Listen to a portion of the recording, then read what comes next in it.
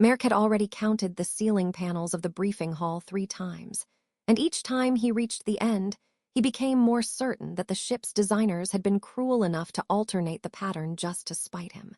Somewhere near the front, the diplomatic officer continued her lecture about intercultural posture protocols, a topic so thrilling that Merrick felt his consciousness trying to detach and drift out through the air vents.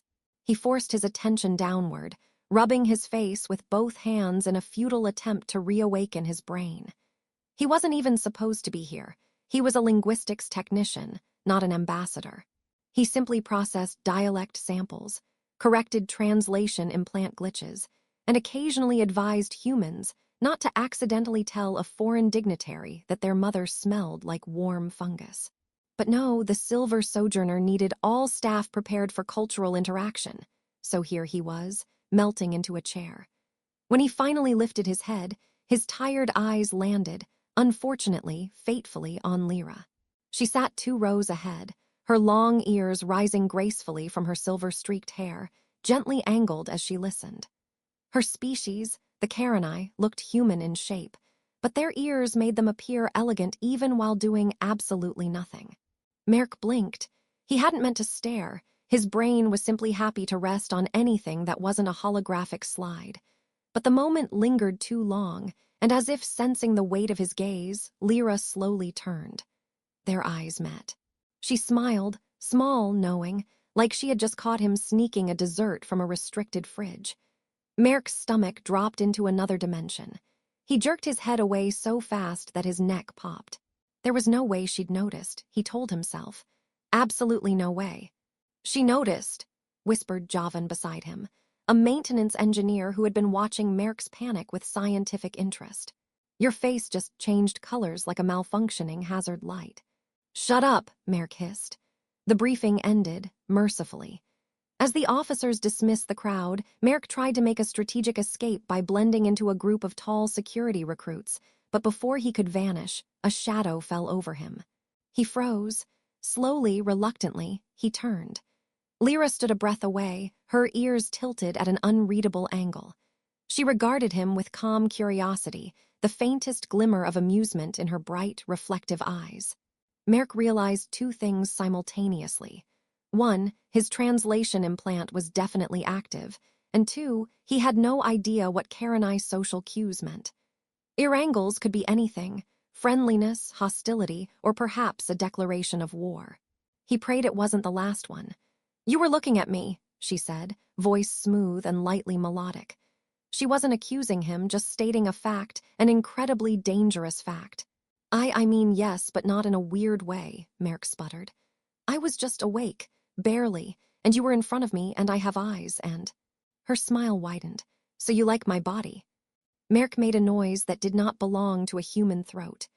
Javan, who had not left and clearly refused to miss entertainment of this caliber, coughed violently to hide a laugh. Merrick's brain shut down, rebooted, and still produced nothing helpful. I know, yes. I mean no. I mean I wasn't looking. Well, I was looking but not like that looking. You are very flustered, Lyra observed pleasantly, leaning in as if studying a fascinating specimen. Humans radiate heat when embarrassed. It is charming. I'm not radiating, he said, radiating intensely. Your ears, she continued thoughtfully, do not move. Strange. How do other humans see emotional shifts? We use faces, Merrick said weakly. Ah, that explains your sudden distortion. Javan collapsed into silent laughter. Lyra seemed pleased, her ears tilting into what Merrick desperately hoped was a friendly position. She stepped back but continued to watch him with open curiosity, as though she'd discovered a new dimension of linguistic study. Perhaps we should speak more later, she said. You are interesting. No one has ever said that with that tone before, Merrick mumbled. She nodded politely and walked away, leaving a faint, glowing trail behind her as the light caught the thin reflective membranes woven into her uniform. Merrick slumped against the nearest wall. That, Javan said, wiping tears from his eyes, was the greatest cultural misunderstanding I have ever witnessed. She thinks I'm, proposing, challenging, admiring her, insulting her. I don't know. Whatever it was, Javan said cheerfully, you're in trouble. Merrick groaned into his hands. This is why I prefer dead languages. They can't hunt me down and interrogate me about my visual focus. But as he replayed her expression, confident, amused, curious, he felt something unexpected threading through the panic. Interest. She hadn't mocked him or dismissed him. She had simply reacted, boldly and honestly, exactly the way her culture taught her to. He sighed, straightened, and walked toward the corridor. Maybe tomorrow he could avoid further humiliation. Or maybe, he thought uneasily, Lyra would seek him out again. The idea terrified him. The idea also thrilled him, just the tiniest amount. Merrick had expected the next morning to be calm, boring, and entirely free of long-eared aliens with dangerously direct questions. Naturally, the universe heard this expectation and immediately scheduled his doom. He was halfway through a cup of synthetic coffee, liquid optimism with a faint aftertaste of burnt plastic, when the lab doors slid open and Lyra entered with the quiet authority of someone who had already decided the shape of his afternoon. Her ears were angled forward in what Merrick was slowly learning to interpret as focus, or interest, or potential disaster. He straightened instinctively, nearly knocking over his mug. She approached with a datapad tucked under her arm and a small satchel glowing faintly at the seams, a portable Karen field kit, the kind used for off-ship research. "We have been assigned together," she said without preamble. "Assigned what?" Merrick croaked. "A joint mission to Varun 9. Our commanders believe our combined expertise will benefit the study of the ruins there." Her head tilted, ears dipping slightly. "You are unhappy." "No, I mean yes." "I mean no again, I'm thrilled, just surprised, and awake, very awake." Lyra's smile returned, soft but unmistakably entertained. "Humans make fascinating noises when startled."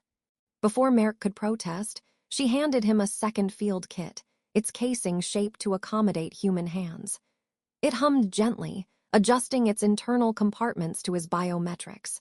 He tried not to think about how many times he might embarrass himself on a planet he had never visited, with someone who could interpret a blink as a philosophical insult.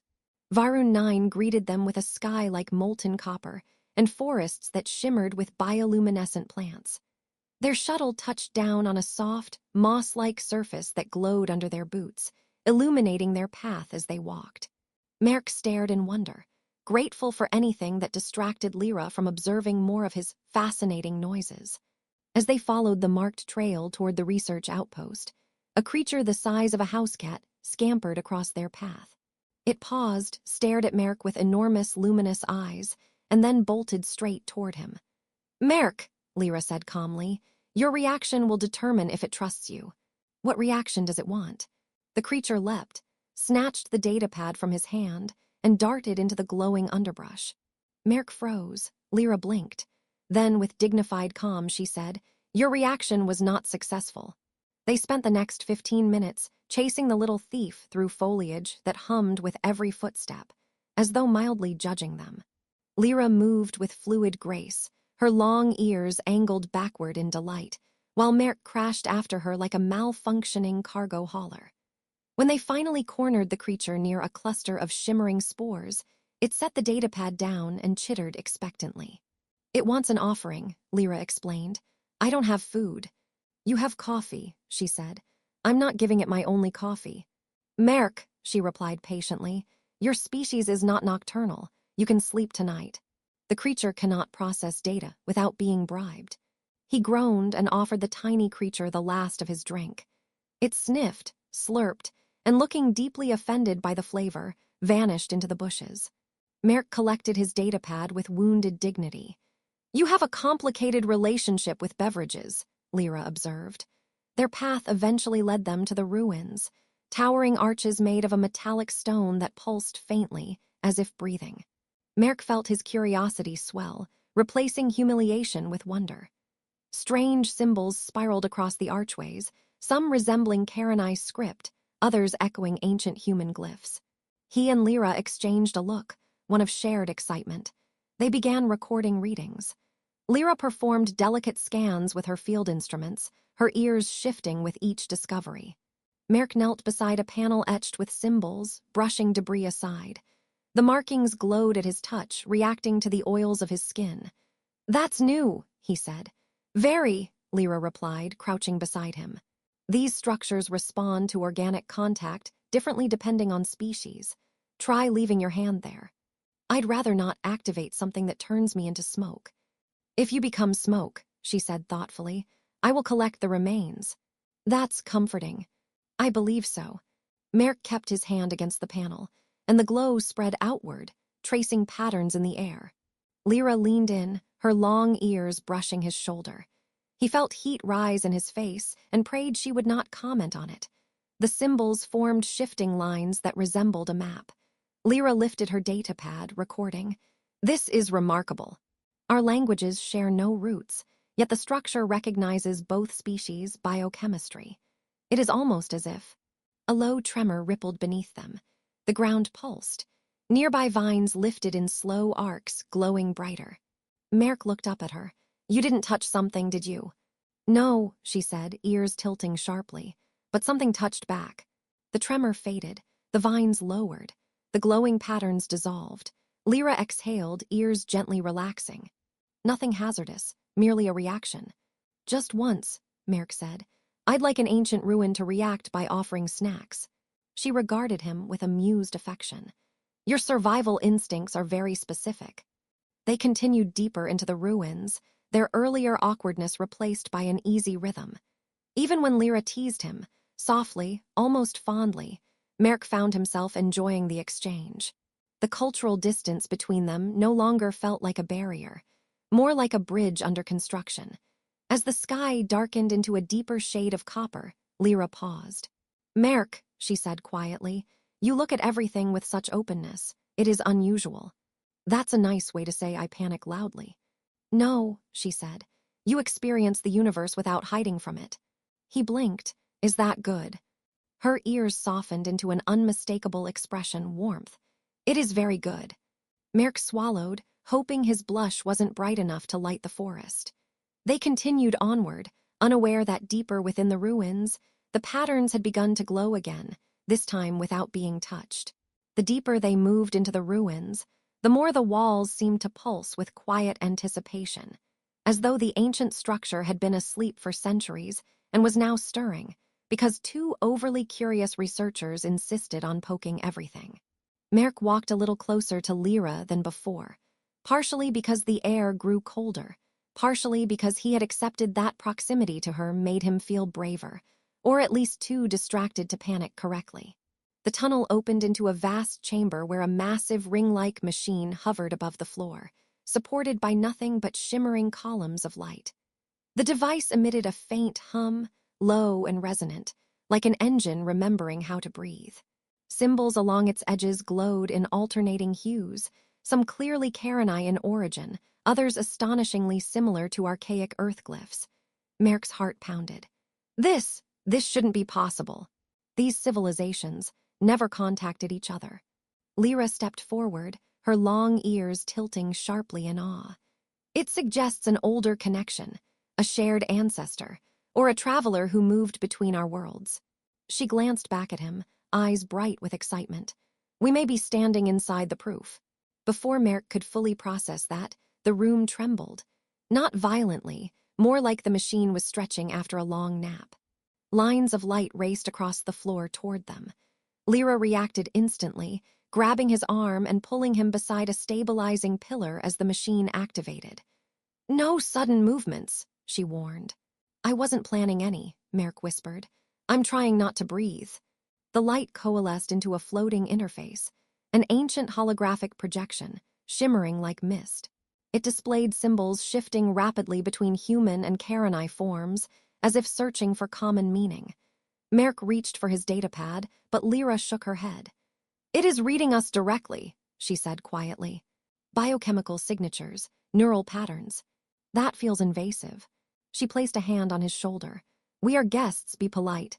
Merrick tried to stand politely, whatever that meant under the circumstances. The hologram pulsed once, then slowed, settling into a clear pattern, two linked spirals, one representing each species. It wants something from us, he murmured. Lyra studied the light. Or it wants to give something, a message perhaps. A beam extended from the machine, touching the floor where Merrick had brushed away dust earlier. The ruin repeated the glowing map from before, this time displaying a full star network, branching outward until it circled them completely. Merk realized the truth in a slow, quiet wave. "It's a beacon," he said. "It was meant to call both our species here, maybe thousands of years ago." "And now we have answered," Lyra whispered. For a moment the chamber fell utterly silent, save for the deep hum of the machine. Merk felt the weight of history pressing around them, not heavy, but warm, like a hand on the back insisting gently, "Look, learn, continue." Then, as if remembering the universe had a sense of humor, the floor beneath them flickered and gravity inverted. Merk yelped as he rose into the air, flailing like a startled balloon. Lyra drifted upward far more gracefully, though her ears flattened with mild frustration. "This is inconvenient," she said calmly as they floated. "I regret everything," Merk replied, rotating helplessly. The inversion lasted only moments before gravity snapped back, dropping them unceremoniously onto the glowing floor. Merk groaned. Lyra landed in a crouch beside him and looked down with sympathy that was only slightly overshadowed by amusement. "You fall with great enthusiasm," she observed. "It's a gift." But as he pushed himself upright, his mind sharpened. The beacon wasn't malfunctioning at random. Its reactions were synchronized with their movements, almost conversational. "We need to stabilize it," he said. "It wants to be understood, not dropped on our heads." Working together, they approached the machine. Lyra calibrated energy echo fields with steady hands, while Merk interpreted symbol sequences that shifted as he touched them, responding to his thought patterns. Their earlier awkwardness dissolved into a seamless rhythm, two minds solving a puzzle older than both their species. When the final sequence aligned, the machine released a long, resonant tone. The hologram shifted into a message, simple, elegant, and unmistakably hopeful. It depicted two silhouettes, one human, one Karenai, standing before the beacon, and the spirals between them intertwining into a radiant line.